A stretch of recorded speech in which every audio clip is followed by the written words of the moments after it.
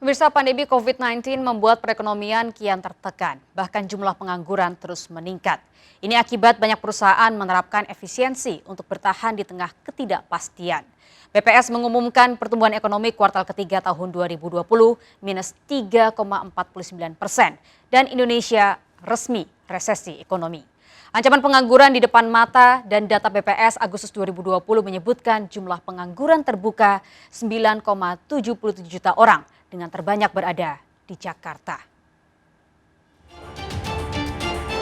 Sejak masa pandemi, sejumlah sektor industri terpuruk.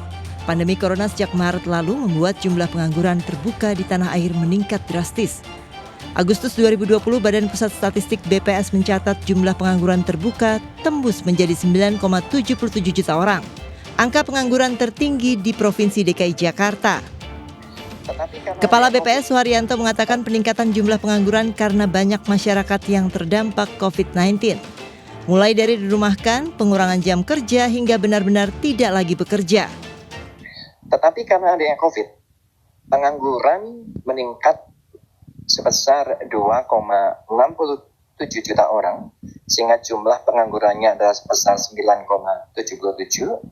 Jumlah orang yang bekerja mengalami penurunan 0,31 juta, pekerja penuhnya menurun 9,46 juta, pekerja paruh waktu dan pekerja atau setengah penganggur mengalami peningkatan sebesar 4,83 juta orang.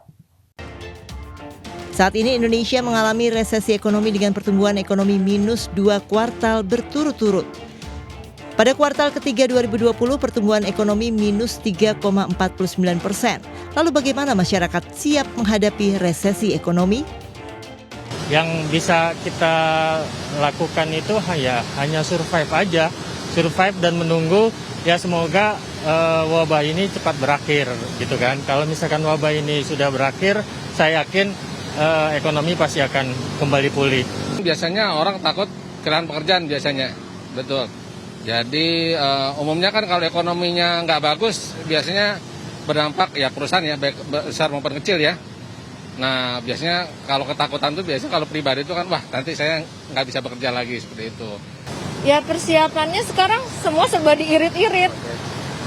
Pengeluaran apapun yang udah sebisa mungkin untuk keperluan primer aja gitu. Pandemi menghantam sejumlah sektor industri hingga menyebabkan lambatnya pertumbuhan ekonomi Indonesia. Warga berharap pandemi segera berakhir agar ekonomi kembali bangkit. Ini untuk mengikis tingginya angka pengangguran. Tim Liputan iNews melaporkan.